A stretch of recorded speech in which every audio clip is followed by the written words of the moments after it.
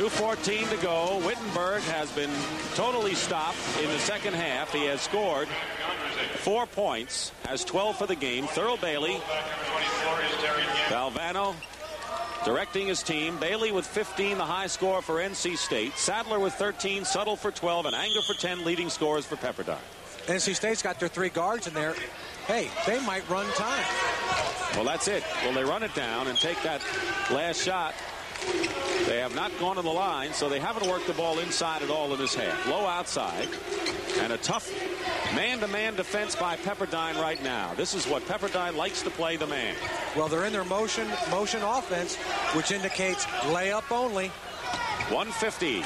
You watch the clock. At the conclusion of the game, Steve and I'll select Chevrolet player of the game from each team. NC State, one of these teams will move into the second round. One of these teams will go home. North Carolina State, a sleeper in this tournament, many people said. They've got to get by the pesky Waves of Pepperdine. We're tied at 47.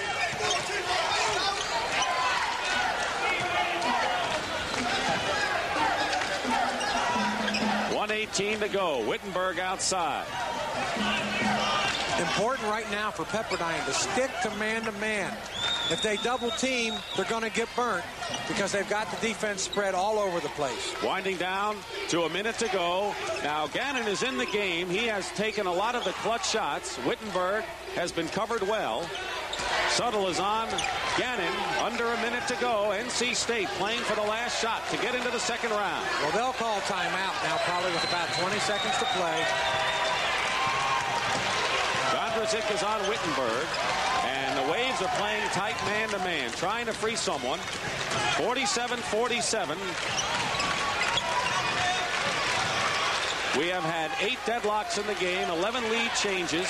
No team has really had any steam going in this game. I tell you what, the mismatch right now is when Whittenburg gets the ball. He's got Gondrezick, a lot of quickness in his favor. Gondrezick has the height. Whittenburg has the quickness. You're right. They're not going to call timeout. They're going to just, oh, here it comes. 14 seconds, 12 seconds, and the timeout is called. So now NC State will set up the last shot of the game. Now, Thurl Bailey is the man you've talked about, and of course, if you go into Thurl, you have a chance of being fouled and going to the line, which they haven't gone to in this half. Whittenburg has been totally covered, and if we're going to take a pick here, I don't know. If Gannon can get free, Gannon has been a clutch outside shooter for him. I'll tell you what they'll do. If they've got their 3 guards in there, they'll have them on the outside. They'll have Charles and Bailey on the inside. They'll put a shooter on each side. They'll throw it inside.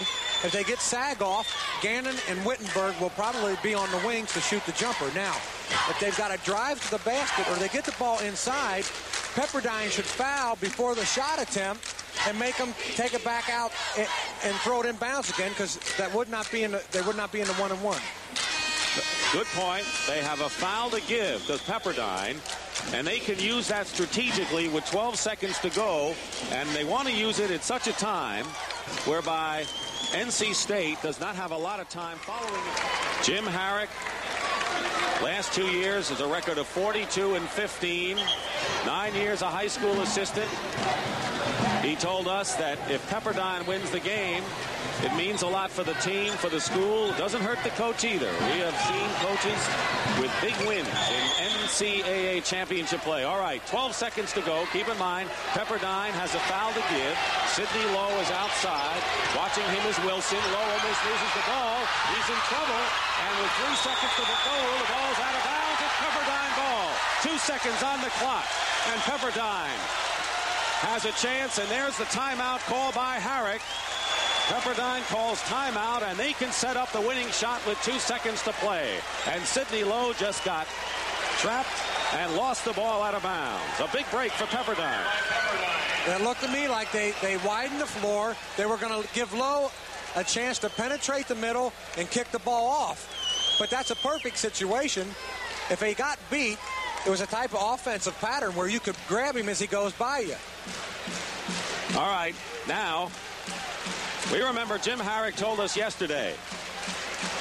I said, obviously, Suttle is the man, in the clutch situation. He says the man that we like to go to is Mark Wilson. He has played the last 5 minutes of every game since his freshman year. He's a junior right now. He has been the man who has won games with the clutch shot late in the game. Number 4, Mark Wilson, and maybe they'll try to go to him right now. Dick Stockton, Steve Grody, live at the Gill Coliseum at Corvallis, Oregon.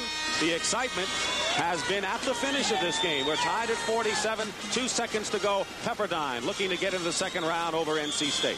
If this was a last-second shot situation where they could work for a good shot, I think they would give the ball to anybody who was open. But in this situation, you've got to set up a specific play. You've got to be able to make one pass and get a shot off. So somebody is going to be designated to get this pass. The Waves still have 3 timeouts remaining, which is academic, really, with 2 seconds showing on the clock.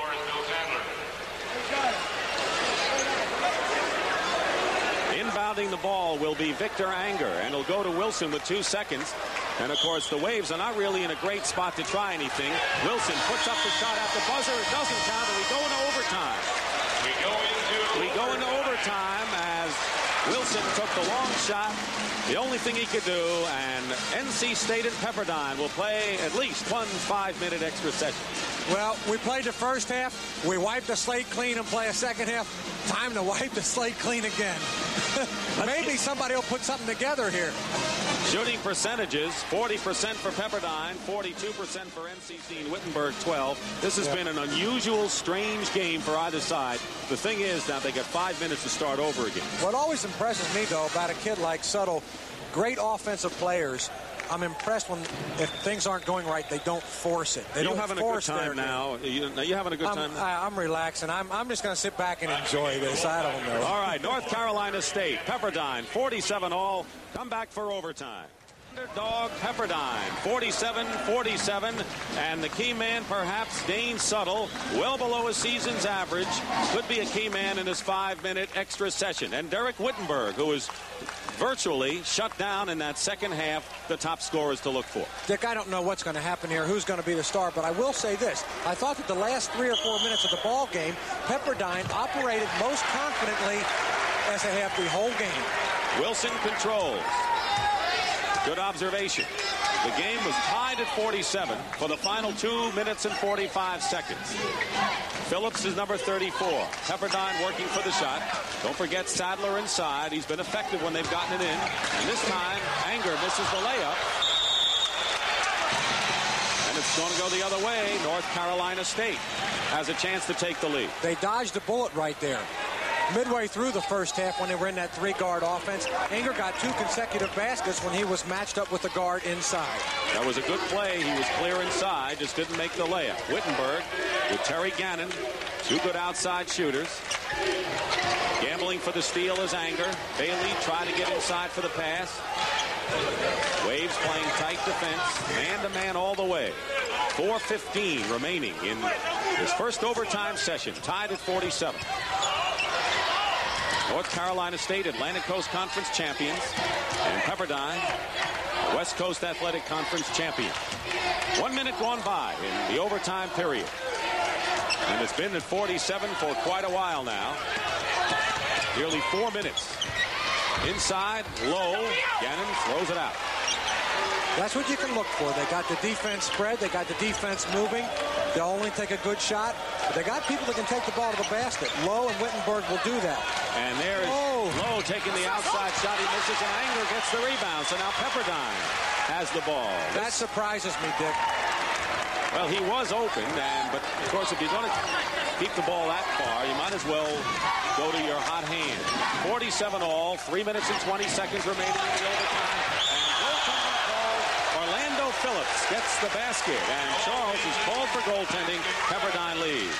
And the smile on the Pepperdine coach's faces makes me believe that that's probably a play that worked a lot in the league. It's the first time we've seen it in this ball game. That's our 12th lead change. You watch the clock. Our 5-minute overtime session.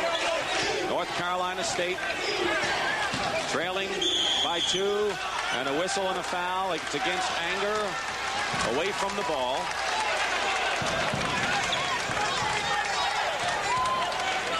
The foul, number 52, Victor Anger. That's his 4th foul. That's the fourth foul